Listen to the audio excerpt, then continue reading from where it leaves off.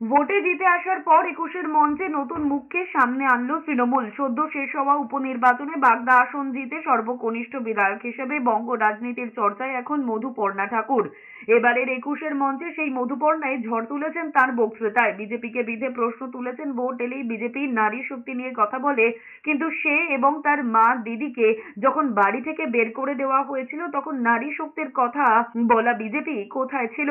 যে বিজেপি নারী শক্তি যখন ইলেকশন আসে তখনই নারী শক্তি নিয়ে কথা বলেন। তা আমিও একটা প্রশ্ন করি কি দাদা, যখন ৭ই এপ্রিলে আপনাদের একটা নিজের মন্ত্রী, আমার নিজের দাদা শান্তনু ঠাকুর, আমার মা বিধবা, আমার মা বিধবা, সেখানে আমার মেয়ে, আমার বড়দির একটা ছেলে আছে, সেখানে ওকে মাঝরাত্রে বার করে দিয়েছিল, সেসবের উত্তর তো আপনারা দিলেন না। তার তো কোনো বিচার নেই কেন?